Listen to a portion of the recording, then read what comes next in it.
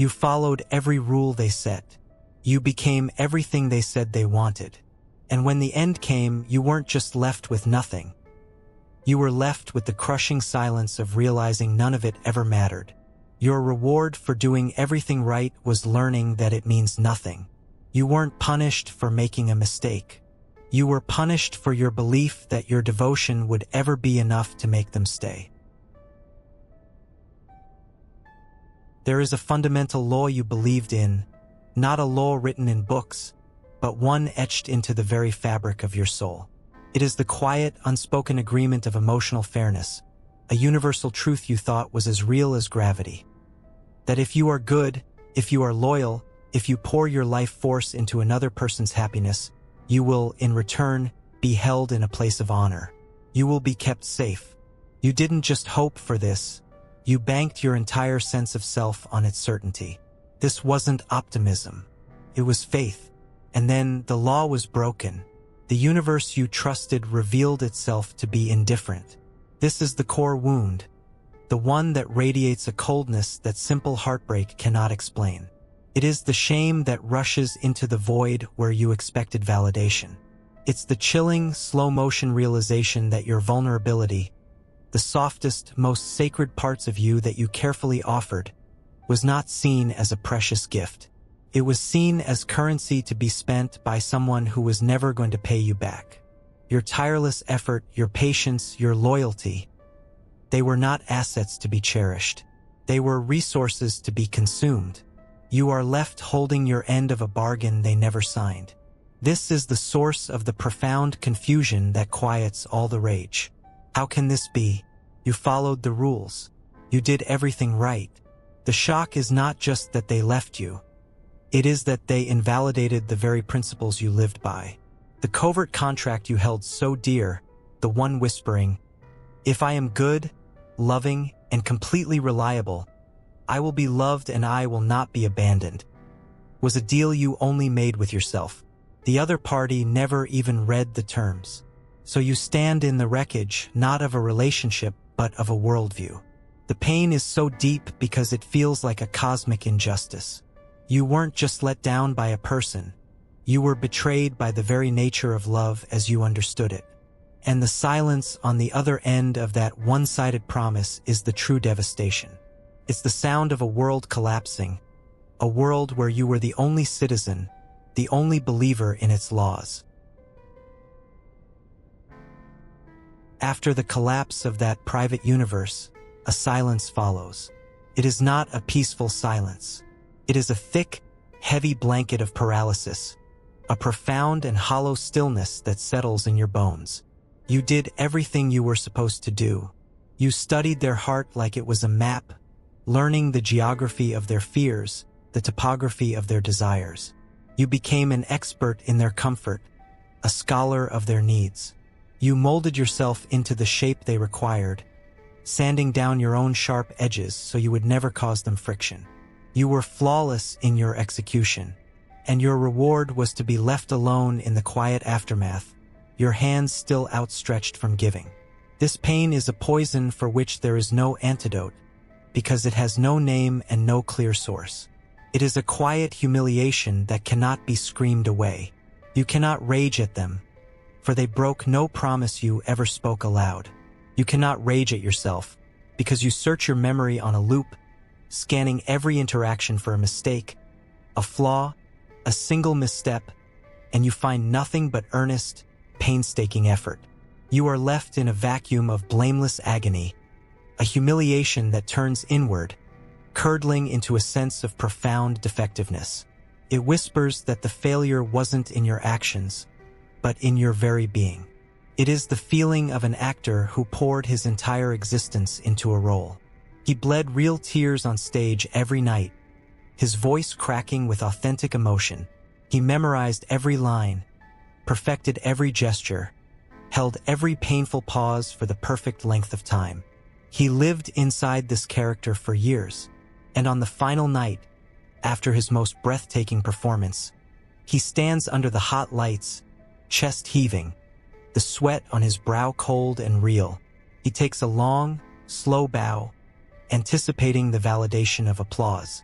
but all he hears is the hum of the lights and the sound of his own breathing. He looks up, and the theater is empty. The velvet chairs are cold. The audience didn't just disapprove. They were never there. They had walked out hours ago, silently, before the play had even begun. And that silence, the one where the roar of applause was supposed to be, is not just an absence of praise. It is the deafening, soul-crushing confirmation of your utter invisibility. It is the sound of your greatest effort meaning absolutely nothing at all. Let us now look beneath the stage, below the floorboards of that empty theater. Let us name the architecture of your sorrow. The performance was not born from vanity. It was born from a desperate, unspoken bargain you made with the world, long before you ever met them. This is the covert contract, the hidden psychological deal that dictates the flow of your love and, ultimately, the shape of your pain. The terms are simple and they are absolute. If I can flawlessly anticipate and meet all of your needs, if I can become the solution to all of your problems, then you will be obligated to see my worth. You will be bound to value my presence, and you will have no choice but to meet my own unspoken needs in return. This unconscious bargain is the blueprint for your own devastation. It turns you into a silent servant in the temple of their ego. It makes you a mind reader, a tireless giver who operates on the flawed belief that love is something to be earned through exhaustive service, not something to be received freely. You spent years of your life quietly absorbing their anxieties so they could feel peace. You learned to celebrate their smallest victories with a fervor you never allowed for your own. You became the steady, reliable hand that managed their inner chaos, meticulously organizing their life while your own fell into disarray. All the while, you secretly believed you were building emotional equity, making daily deposits of care and sacrifice into a shared account that would one day mature into a future of safety and belonging. The rejection is the moment the market crashes, and you realize that your life savings were never invested. They were simply spent. The horror is not just that the account is empty. It is realizing there was never an account at all. You were not a partner building a shared life. You were an unpaid employee, and your contract was terminated without notice. The shock is not that they left. It's the dawning realization that they saw your endless giving not as a priceless contribution to be treasured, but as a free service they were entitled to. The contract was your secret religion, your code of conduct. To them, it was just the way things were, and they never once questioned the endless generosity of a giver who never asked for anything back. For years, you made a choice over and over again in 1,000 small moments. You chose their comfort over your own truth. You chose harmony over honesty. You learned to smile when you felt a scream rising in your throat. You mastered the art of saying, "It's okay," when your heart was splintering into 1,000 pieces. You told yourself this was strength. You told yourself this was the price of love, a noble sacrifice. But with every swallowed word, every dismissed need, every silent act of self-betrayal, a debt was accumulating. Beneath the calm, agreeable surface of the people-pleaser, a furious, volcanic pressure was building. This is the hidden rage of the nice person. It is not a clean, simple anger. It is a thick, murky resentment that has been accumulating for years in the dark. It is the rage that builds beneath the placid surface, a poison that seeps into everything. When it finally threatens to surface, it is terrifying, not just because of its intensity, but because of its direction. It is not aimed only at the person who took until nothing was left. It is a white-hot fury aimed squarely at yourself. You are angry at them for using you, yes, but you are incandescently furious with yourself for being so willing to be used, for handing them the script, for playing your part so convincingly, for participating in your own erasure for so long that you almost forgot who you were without the costume. Your emotional state is a placid lake, beautiful and serene on the surface. People have always admired you for your calm, but they cannot see the violent, unseen current running just beneath. It is the kinetic force of a lifetime of suppressed feelings, a powerful undertow of unspoken truths and unmet needs, strong enough to pull you down into the darkest depths of despair.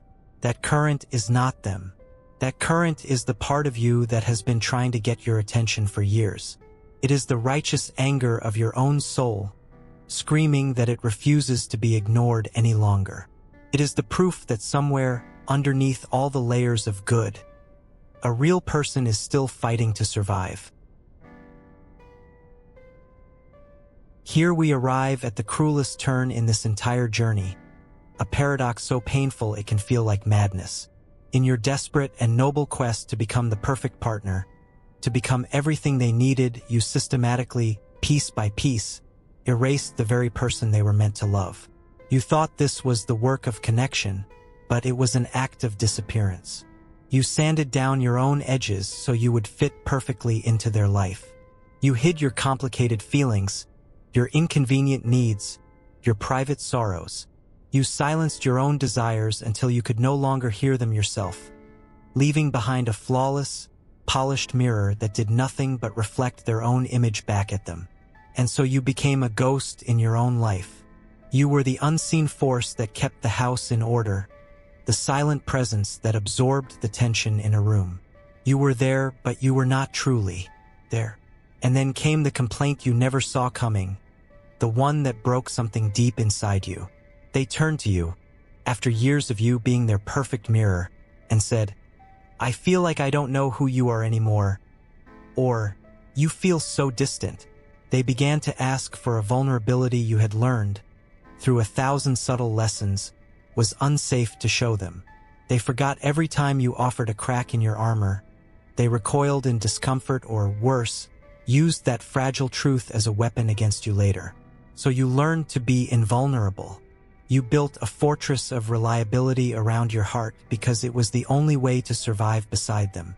You became polished steel, and then they had the audacity to complain that you were cold. They were asking for the person you had to sacrifice to keep them. They craved an authentic human being, but their every action had trained you to be a perfect machine. The final, devastating truth is this: they didn't fall out of love with you.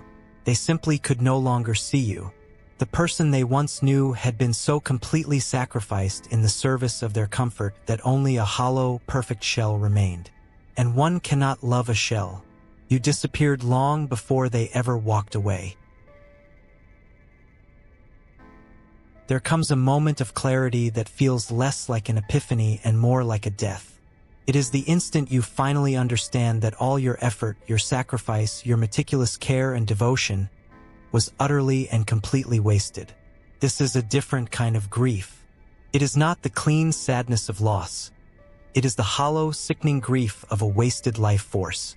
It is the collapse of the most fundamental belief you held, that sincere, wholehearted effort will always be rewarded.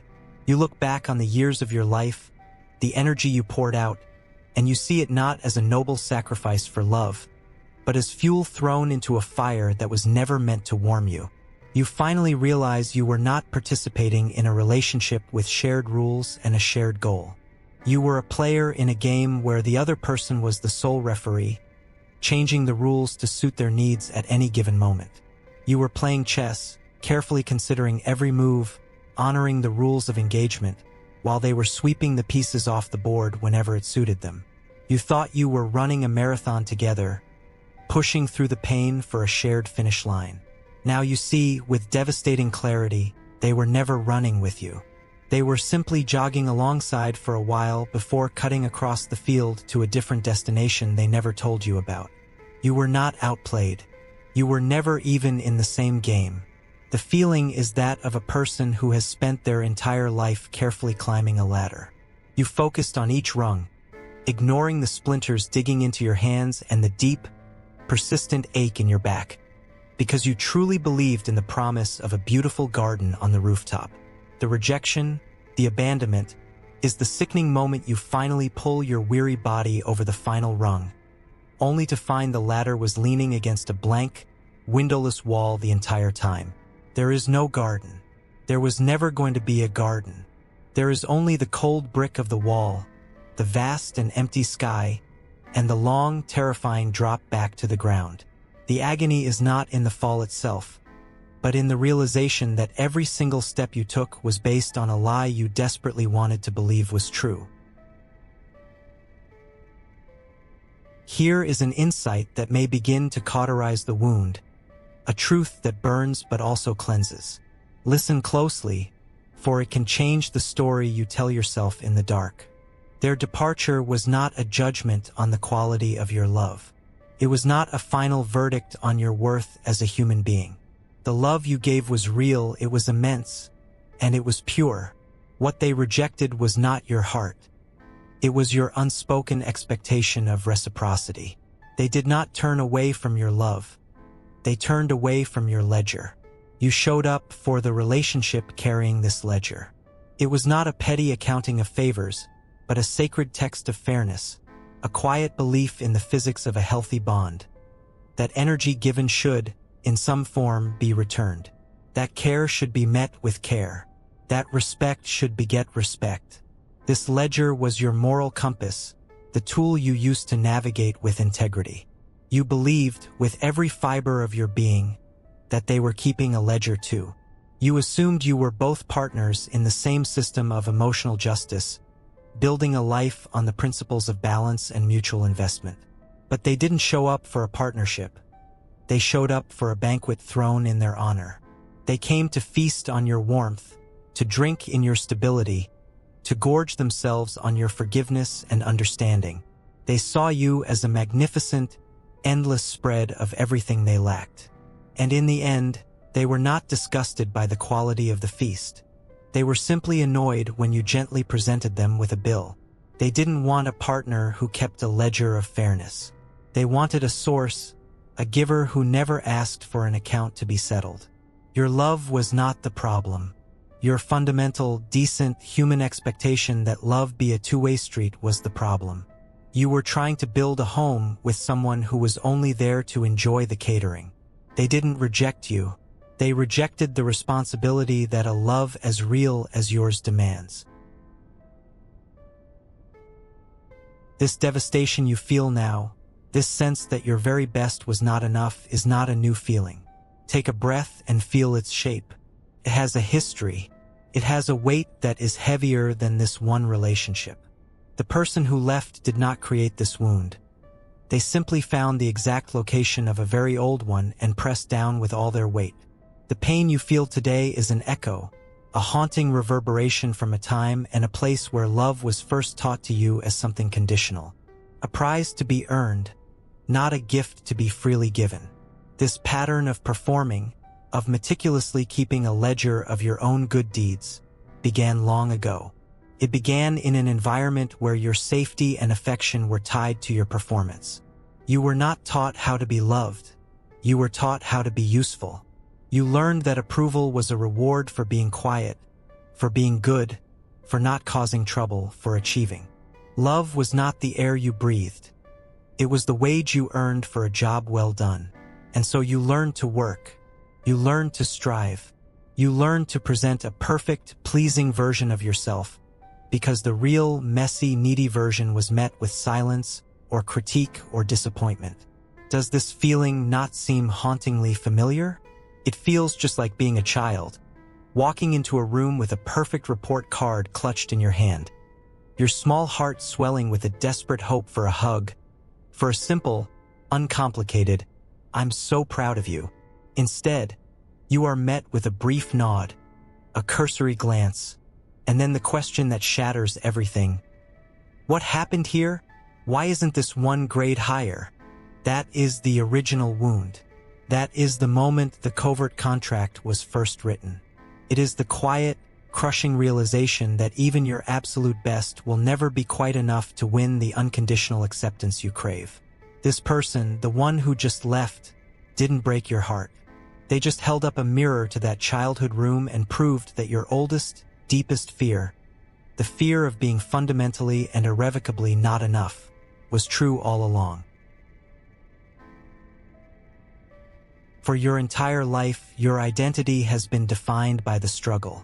The role of the perfect partner, the good son, the savior friend, This was not just a part you played. It was who you were. It gave you a purpose, a difficult and painful one, but a purpose nonetheless. The relentless, exhausting effort of trying to earn a seat at their table was your life's work. To finally stop trying, to let your hands fall to your sides and cease the performance, is not an immediate relief. It is, at first, a profound identity crisis. Who are you if you are not fighting for this approval? Who are you if you are not constantly striving to be worthy? To let go of the role feels like abdicating a throne, like abandoning an entire kingdom, even if that kingdom was built on a foundation of your own pain. There is a deep and necessary agony in this surrender. It is the grief for the fighter you had to be. It is the death of the part of you that believed, for so long, that one more day of perfect effort would finally win the war. You have to allow yourself to mourn this person, this tireless soldier who fought so valiantly in a battle that was rigged from the start. But within that agony, a strange and terrifying freedom begins to dawn. You can finally see the throne you were fighting for, and you realize the truth. It is ornate, it is imposing, and it is completely, utterly empty. You have been waging a war to win a gilded chair in a deserted room. The insight that changes everything is this: the ultimate power is not in finally capturing the throne and sitting upon it. The ultimate power is in realizing you have the freedom to turn your back on the entire empty court. The pain was in the endless, futile battle. The liberation is in the choice to simply walk away, to leave the suffocating castle of their approval, with its silent judgments and impossible standards, and to step out into a vast, open field. The field is unknown. It is terrifying in its emptiness, but it belongs to you. The air is your own to breathe. The ground beneath your feet is solid and real. And for the first time, there is no one to perform for but yourself. The entire architecture of your life has been built on the principle of doing right. It was a life guided by external cues, by following a script meticulously designed to win approval and avoid abandonment. Now, having turned your back on the empty throne, you stand in the quiet of an open field, and the script is gone. The path forward, the only path that does not lead back to that same desolate kingdom, requires a terrifying shift in navigation. It is the shift from external performance to internal alignment. It is the journey from doing right to, finally, being real. This transition is the most frightening step of all. To be real means to choose honesty over harmony. It means speaking your truth even when your voice shakes. It means allowing yourself to be inconvenient, to have needs that might displease others. When you have spent a lifetime as a performer, taking off the mask feels like peeling off your own skin. The terror is immense because the core belief, the one installed in you as a child, whispers that the real you is fundamentally unacceptable. If the perfect, polished, endlessly giving version of you was not enough, then surely the real, flawed, messy version will be met with utter rejection. To be real is to risk the very abandonment you have spent your entire life trying to prevent. The first step is not a grand, heroic gesture. It is small, silent, and monumental. It is the moment a ship's captain, who has navigated his entire life by following the constellations in someone else's sky, makes a choice. The charts he followed were clear, the stars were reliable, but the destination was never his own. The healing, the terrifying first step, begins in the quiet moment he dares to let those foreign stars fade from view. He ignores the old charts, and for the first time, he looks down at the compass he has been holding in his own hands all along. He does not know the destination.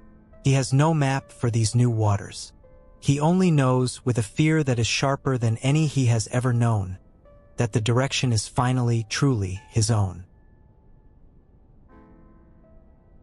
The ultimate lesson that rises from the ashes of this wound is the devastating, yet liberating, recognition that all your exhaustive efforts were part of a strategy for fitting in, not a path to true belonging. Fitting in required you to become a carefully edited version of yourself. It demanded you cut away your difficult pieces, silence your inconvenient needs, and present a polished, more agreeable caricature of your soul to gain their approval. It was a performance from a script you thought would guarantee you a role. Belonging, however, is not a role you can win. It does not ask for your performance. It asks for your presence. It demands you show up as you are, imperfections, cracks, and all. It is not something you earn. It is something you return to. The profound pain you feel now is the necessary death of the performer.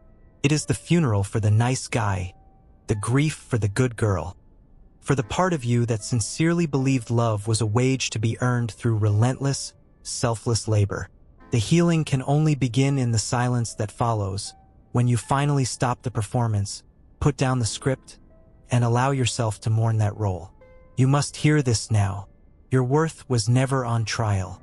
Your heart, in all its capacity to love so deeply, was never the problem. Only your strategy was flawed. The reward for doing everything right was not nothing. The reward was learning, finally and forever, that doing right for them was the wrong goal all along. The real prize is not their approval, not their return, but your own. If the story felt like reading a page from your own diary, if the silence they left you in is still screaming in your ears, it is not because you are broken. It is because no one ever taught you how to stop bleeding. That conversation, the one about how to put down the script for good, starts elsewhere. The diagnosis happens here. The healing, that begins on the other side. We have walked this road. We have sat in that empty theater. We put together a short, honest guide to help you name these wounds. Not to fix them, but to finally see them clearly. To take the first breath after the performance is over. The link is in the description. It's free.